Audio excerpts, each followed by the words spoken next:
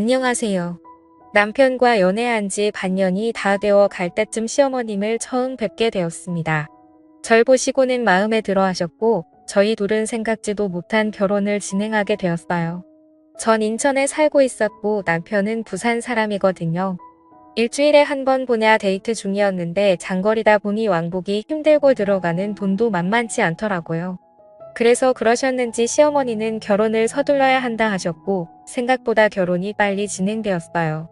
남편 직장 때문에 저는 부산으로 내려오게 됐습니다. 결혼 준비할 때까지 남편은 속 한 번 썩인 적 없었고 시부모님 또한 잘해주셨기 때문에 모든 게 순조롭다 생각했어요.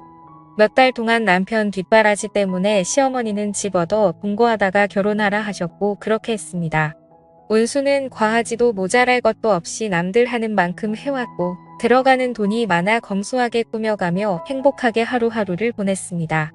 정리되는 대로 시부모님이 오셨고 저는 뿌듯해하실 것이라 생각하며 기대하고 있었는데 빨래에 널어놓은 신랑 여름티를 보시더니 이걸 세탁기에 돌렸냐며 기겁을 하시는 거예요.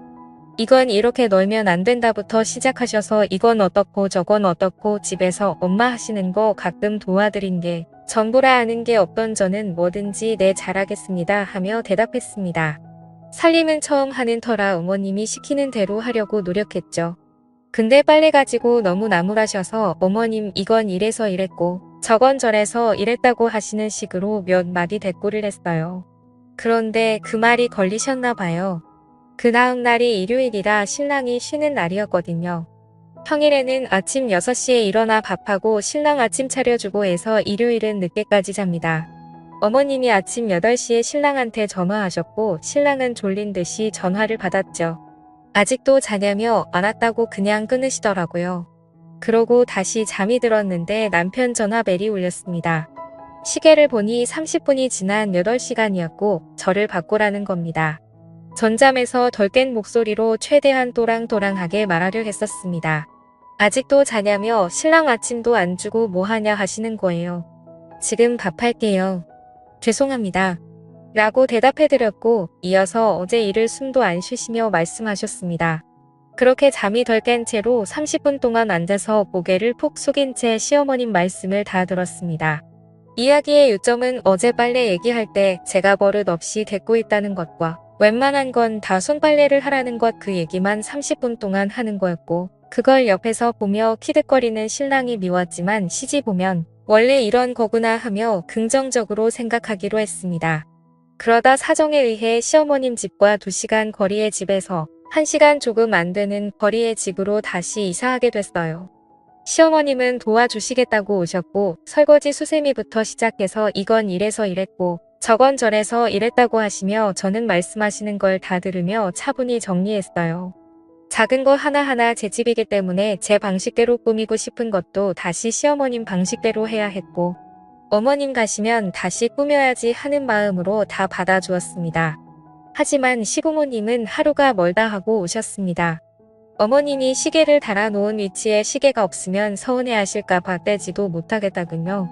어떻게 어머님께 맞추려 노력하고 또 노력했어요. 어머님은 항상 나 같은 시어머니 도 없다. 이렇게 며느리에게 잘하는 시엄마가 어디 있니 하셨어요. 어느 위치에 뭐가 있는지 반찬은 왠지부터 시작해서 시어머님은 저의 집에 대해 다 아십니다. 챙겨주시는 건 좋지만 뭐가 좀 지나치다 싶다라는 생각도 많이 했죠. 어느 날 신랑에게 이삿날 당신은 아무것도 안 하고 나만 하루 종일 유했는데 어머님은 당신한테만 고생한다 하고 그러니까 엄마 생각나더라. 우리 엄마도 아마 그랬겠지. 나도 엄마 보고 싶다 보니까 가지도 못하고 엄마 얼굴 못 보니까 속상해. 아이 먼 곳에 혼자 있으니 좀 힘들다. 라고 몇 마디 투정 좀 부렸습니다. 그 다음 날 아침 시어머님께 전화가 왔습니다. 11시까지 집으로 오라고 하시더군요. 이사 온 지 며칠 되지도 않았고 이곳지리는 잘 모르는 터라 집에서 넉넉하게 시간을 잡고 나왔는데도 길을 헤매는 바람에 15분 늦게 11시 15분에 시집에 도착했습니다. 들어오는 순간 뭔 일이 날 것 같은 분위기였습니다. 통화할 때 어머님 목소리가 안 좋으셨거든요. 물통 1개를 냉장고에서 꺼내 오시더니 앉으라고 하시더군요. 그러더니 왜 약속을 안 지키냐고 지금이 몇 시냐고 소리를 지르셨어요. 길을 잘 몰라 헤맸다고 죄송하다고 말씀드렸습니다. 길을 잘 모르면 더 일찍 나와서라도 시간을 지켜야지 뭐 하는 거냐고. 시엄마 말이 개똥으로 들리냐고 물을 벌컥벌컥 마시더니 말씀을 시작하셨습니다. 알고 보니 남편이 전날 제가 투정 부린 개가 걸렸는지 어머님께 저도 자기처럼 신경 좀 써달라고 웃으며 좋게 말했는데 그것 때문에 아들한테 보니 왜 내가 그런 소리를 들어야 하냐고 화를 내시는 겁니다. 남편이 그런 말을 어머님께 할 거라곤 생각지도 않았는데 말이에요. 신남에게 한 이야기의 유저는 엄마가 보고 싶다는 것일 뿐이었지 어머님이 저에게 신경 써줬으면 좋겠다는 건 아니었거든요. 신남은 제가 안쓰러워 말씀드렸나 봐요. 저는 그 상황을 그냥 잘 무마해보려고 웃으면서 어머님이 남편만 예뻐해 주셔서 질투나서 그냥 한 말이에요 하며 애교스럽게 말했습니다. 그런데 시어머니 갑자기 울근을 토하시며 이런 말씀을 하시더라고요. 뭐 질투라고 했어. 네가 뭐가 잘났다고 질투 같은 거래. 네가 내 아들보다 학벌이 좋아 인물이나. 네가 우리 아들보다 뭐든 딸리기 때문에 네 엄마보다 나한테 네가 더 잘해야 된다. 왜 선물로 내 양산 사는데 네 엄마도 똑같은 걸 사다 줬니? 이 시부모님 집에 오는데 어떻게 빈손이야. 네 부모가 그리 가르치던 완전 콩가루 집안에서 자란 티를 그렇게 대놓고 내. 어디 개날라리 같은 게 우리 집에 들어왔는지 원 오죽하면 내 아들이 너한테 거짓말하면서 외박을 했겠니? 네가 뭔데 내 아들 놀러 가는데 가라 말아야 놀러 갈 수도 있는 거지. 내가 쟤를 어떻게 키웠는데 학교를 어떻게 보냈는데 네가 뭔데 내 아들 옛날 여자친구 사진을 찢어. 네가 아니라 걔랑 결혼시켰어야 했는데 11시 좀 넘은 시각부터 오후 5시까지 쪼그려 앉아서 그 이야기들을 울면서 들어야 했습니다. 양산은 백화점 갔다가 시어머니는 예근 양산을 잠깐 본 적 있었는데 맑아서 제 돈으로 하나 사드리고 싶어서 하나 샀습니다. 옆에서 남편이 장모님 것도 하나 사자 해서 한 개 더 샀어요. 시댁 가서 어머님 한 개 드리고 매출을 했는데 그 사이 종이 가방 안에 친정엄마 것도 산 걸 보셨나 봐요. 2개 샀다는 말 안 했는데 그 말 듣고 깜짝 놀랐어요. 신랑이 거짓말하고 놀러 간 것은 결혼 전에 혼자만 놀러 가는 게 미안했다며 회사에서 가는 거라고 거짓말을 하고는 대학교 때 친구를 남자 여자 섞어서 스키장 놀러 갔다 온 걸 저에게 들킨 적이 있었어요. 그래서 나중에 추억 삼아 시어머니께 이런 적이 있었어요. 어머님 좀 혼내주세요 라고 말했는데 저렇게 받아들이실 줄이야. 옛날 여자친구 사진은 결혼 전 시댁에 놀러 갔다가 예전 여자친구 사진이 있길래 꿈하고 있는데 시어머니 이게 왜 여기 있지 버린 줄 알았는데 이거 찢어서 버려버려라 해서 남편이 찢어버렸거든요. 근데 제가 찢었다고 저렇게 말씀을 그 시간에 저 말만 한 게 아니지만 마음이 아파 생각하기 싫어 저 정도만 적겠습니다. 나중에 신랑이 왔고 신랑이 오고 나니 더 심한 말은 안 하시더군요. 그곳에서 빨리 탈피하고 싶어 마지막에 울면서 죄송하다고 빌고 신랑이랑 집으로 왔습니다. 정말 억울했고 힘들어 그 이후로 며칠 동안은 밥도 못 먹고 먹지도 못하는 술을 먹으며 매일 울었습니다. 부모님께는 걱정하실까봐 말도 못하고 너무 힘들었습니다. 그 다음날 찾아오셔서 어제는 내가 심한 말 한 게 사과한다고 더 이상 그 일은 잊어버리라고 말씀하셨는데도 잊혀지질 않더군요. 시어머니께 자주 전화드리고 싶어도 목소리만 들어도 두려운 마음에 일주일에 한 번씩 겨우 드리고 있었어요. 신랑도 많이 힘들어했는데 언제부턴가는 우리가 부모님께 너무 못하는 것 같다며 걱정만 하더이다. 멀리 계시는 저의 부모님은 안중에도 없고 우리의 엄마나 키우느라 고생하셔서 그래. 우리 부모님 너무 없이 살던 분들이시라. 서러운 게 많아서 그래. 그때 일은 내 얼굴 봐서라도 잊으면 안 되라고 하면서 제 엄마 편 만드는데 진짜 한 대 치고 싶은 생각도 들더라고요. 잊으려 해도 그때 일이 잊혀지지가 않았습니다. 또 저는 그냥 아기 낳고 잘 살고 싶었는데 신랑이 적게 벌어오는 것도 아님에도 불구하고 이번에 집 사면서 빌린 대출금 갚아야 하나 애 낳으면 돈 많이 들어가니까 당분간 낳지 말라시더군요. 이제 저도 좀 있으면 30인데 이 집에 들어와서 제 의견 같은 건 아무것도 쓸모가 없었습니다. 이곳에 와서 제가 의지할 수 있는 건 남편뿐인데도 지 엄마한테 싫은 소리 한마디만 해도 마음 아파하는 효자이기 때문에 이러지도 저러지도 못했습니다. 모두 다 때려치고 엄마한테 달려가고 싶은 맘뿐이었습니다. 그러다 보니 남편과 말다툼이 잦아졌습니다. 그럴 때마다 CM이라는 인간은 저한테 어디 천한 남편한테 큰 소리를 했고, 저는 당신은 이제 어머님한테 우리 다툰 것까지 이야기하냐고 따졌습니다. 매일 반복 지극지극했어요. 그리고 얼마 후 남편이 다른 여자를 만나는 걸 알게 된 겁니다. 알고 보니 결혼 전 남편이 제 앞에서 찢어버렸던 사진의 주인공, 그러니까 남편의 전 여친이었습니다. 결혼 후에도 저 몰래 그 여자랑 데이트도 하고 놀이공원도 가고 또 함께 영화도 보면서 연인처럼 지내왔던 겁니다. 제가 어떻게 당신이 나한테 그럴 수가 있냐고 따졌더니 남편이라는 스프가 눈을 동그랗게 부릅뜨더니 반 저한테 하는 말이 가관이었습니다. 안녕하세요. 남편과 연애한 지 당신은 추억이라는 건 없는 사람이야. 내가 가장 힘들 때 옆에서 지켜주던 여자를 그럼 그냥 버려. 요즘 집안 사정도 힘들고 남편이랑도 힘들다고 해서 가끔 만나서 고민 들어주고 그랬던 것뿐이야. 내가 그 여자랑 잠을 잤어. 내가 당신이랑 결혼하면 내 인간 관계 다 끊어야 돼. 갑자기 가 막혀서 말이 안 나오더라고요. 당신 그걸 말이라고 해. 라고 따지니 집을 나가지 애미한테 달려가서는 한동안 돌아오지 않더라고요. CM이라는 은처 혼자 있는 집에 달려와서는 무슨 저런 하면서 네가 그런 식으로 바가지 긁으니 남편 이숨을 쉴 수가 있겠니? 네가 뭐 하나 잘나고 이쁜 게 있어야 우리 아들도 널 이뻐하지. 남자는 다 여자 하기 나름인 게야 라고 하시는데 정말 저 그날 너무 열받아서 말 함부로 하지 제가 뭘 그렇게 잘못했냐고 시집와서 어머님 말씀 모두 순종하고 아기 낳는 것도 포기하고 살고 있지 왜 다 내 탓이라고 하시냐고 따졌습니다.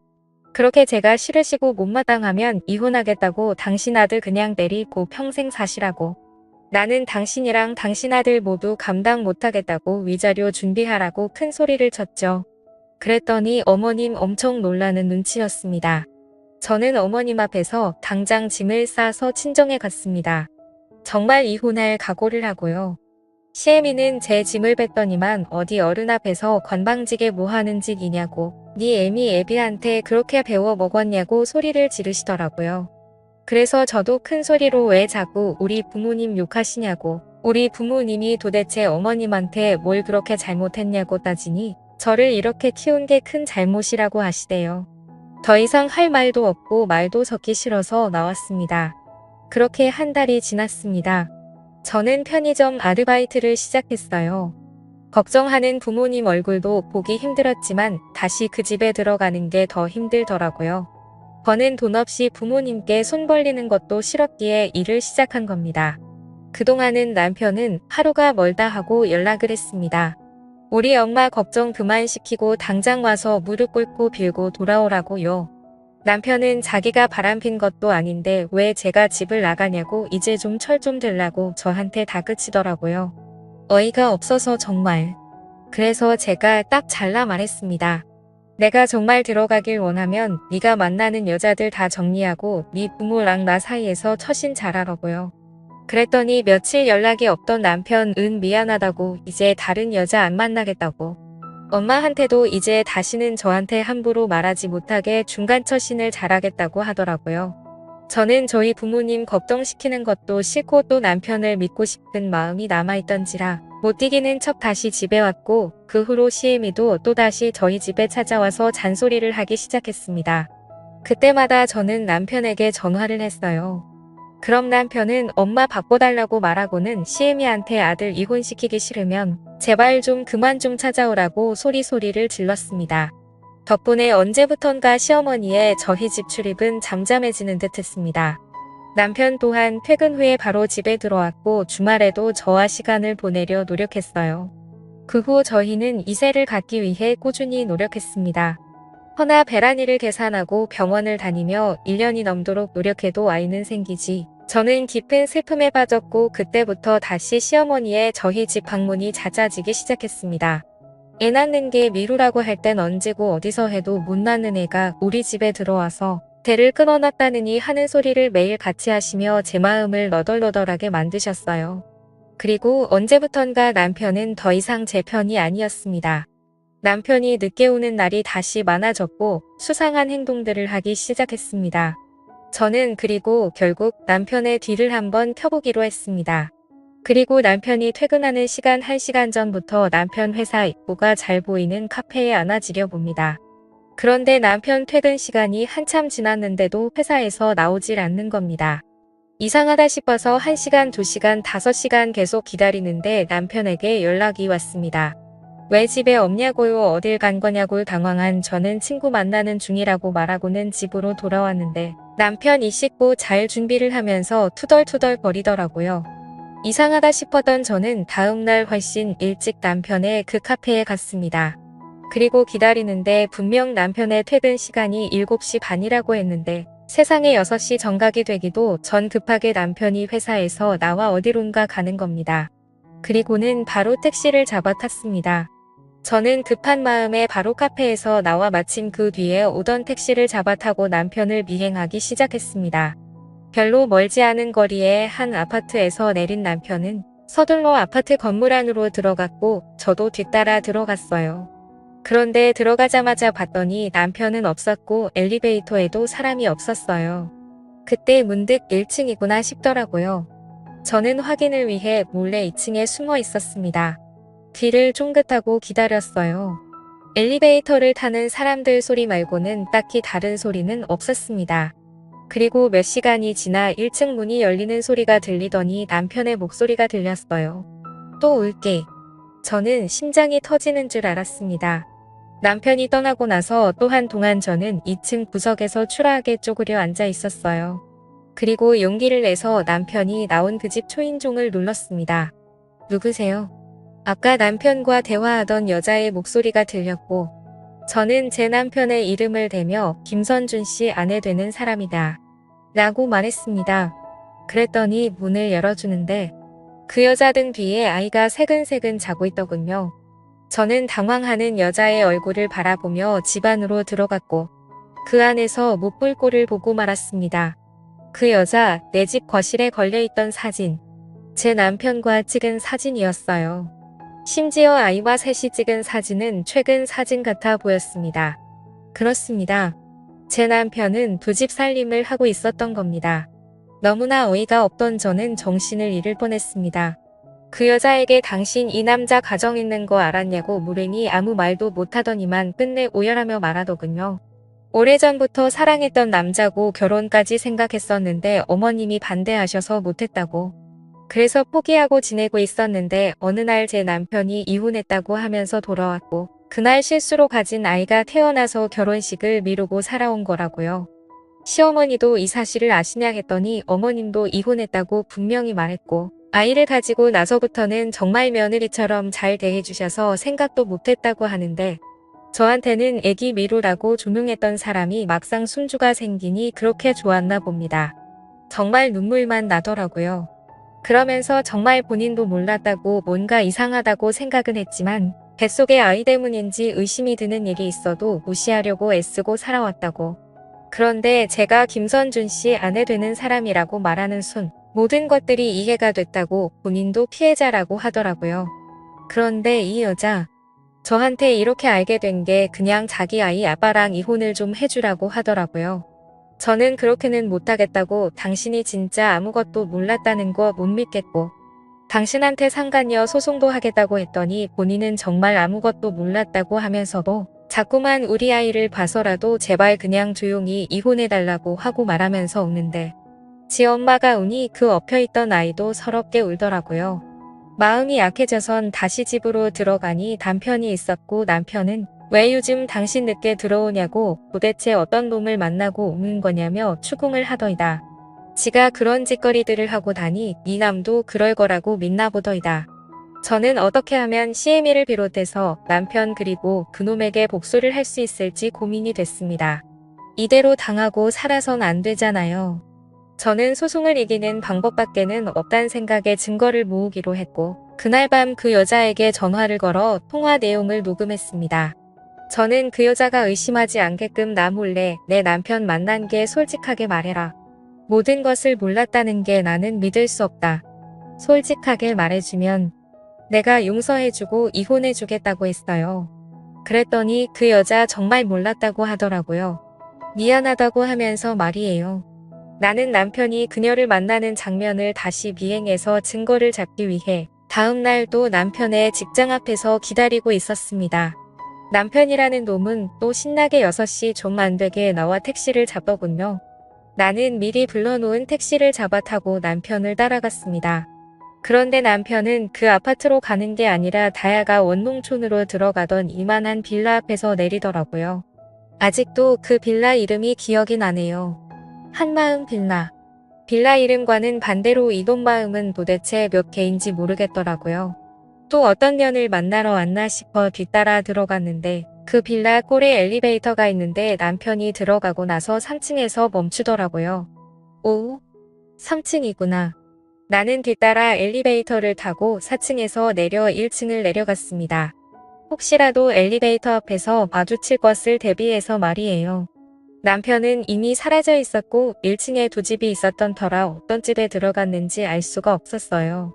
나는 배달의 민족으로 짜장면과 짬뽕을 두 집 모두에 주문했습니다.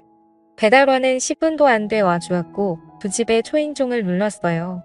그러자 한쪽 집에는 아무도 없는지 나오지 않았고 한쪽 집에서는 남편의 목소리가 들리더니 배달원이랑 뭐라 대화를 하더니 배달원을 돌려보내더라고요. 나는 문이 닫히는 소리를 듣고 그 배달원을 조용히 불러서 내가 시킨 거라고 말하고 짜장면과 탕수육을 받아들이고 그리고는 짜장면 비닐 포장을 벗기고 조용히 다시 초인종을 눌렀어요. 인터폰에 제 얼굴이 찍힐까봐 한쪽 구석에 숨어서 초인종을 눌렀고 바로 또 문이 열렸습니다. 나는 핸드폰 카메라를 켜서 문이 열린 틈을 찍었습니다. 그리고는 못 볼 꼴을 보고 말았네요. 그 집안에는 새파랗게 절는 어떤 대학생 여자애가 하얀색 이불을 온몸에 돌돌 말고 서 있었고 그 앞에는 속옷 차림의 남편이 문을 열고는 서서 나를 토끼 눈으로 바라보고 있었습니다. 열받은 나는 남편 얼굴에 짜장면을 던져버리고는 그 여자에게 다가가 뭐 하는 거냐고 따져 물으니 아줌마는 누구냐고 오히려 쏘아보며 묻더군요. 내가 이 사람 아내가 되는 사람이라고 하니 정말 몰랐는지 깜짝 놀라며 제 남편을 쏘아보며 오빠 유부남이냐고 따지는데 이놈은 정말 몰랐다 싶었습니다. 그리고는 갑자기 무릎 꿇고 진짜 몰랐다고 죄송하다고 비는데 이 여자가 무슨 잘못이 있겠나 싶어 제 남편 싸대기를 미친 듯이 갈기며 당신 가만 안 둘 거라고 말하고 집에 돌아왔어요. 그리고 그 영상을 남편의 애를 낳은 내연녀에게 보내고는 잠수를 탔습니다. 전화기를 꺼버리고 친정집에서 아무것도 못하고 누워만 있었어요. 알아서 니놈들이 잘 해결해봐라. 그런 심산이었어요. 그리고 아무것도 할 수 없을 만큼 심신이 지치기도 했고요. 나중에 알고 보니 그 내연녀 제 남편이랑 정리하기로 하고 남편을 상대로 소송을 걸었더군요. 또 그 소식을 알게 된 손주 생겨서 좋아했던 CM이는 충격에 쓰러져 병원에 입원 중이라고 했습니다. 남편 새끼는 그제서야 휴가까지 써서 저한테 매일 같이 찾아와서 잘못했다고 비는데 더 밟아줄 생각이었습니다. 그런데 입원했다던 시어머님이 저희 친정에 오셔서는 미친 듯이 초인종을 누르시더라고요. 저랑 저희 부모님은 놀라 문을 열어드렸는데 환자복을 입고는 오셔서는 제 앞에서 무릎을 꿇으며 제발 본인 손주 잃지 않게 해달라고 자기한테 하나밖에 없는 핏줄. 자기한테 다시 돌아올 수 있게 도와달라고 그 여자 그러니까 큰 대원녀한테 제발 잘 좀 말해달라고 비시는 겁니다. 말도 안 나와서 저는 결국 경찰을 불렀고 경찰들은 순간 오열하고 있던 환자복을 입은 어머님이 정신병원에서 나온 줄 알았다고 하시더라고요. 그 모습을 제 남동생이 모두 찍었고 저는 소송에서 하나의 증거로 또 사용할 수 있게 되었습니다. 이제부터 본격적으로 이혼 소송을 준비하려 합니다. 감사합니다.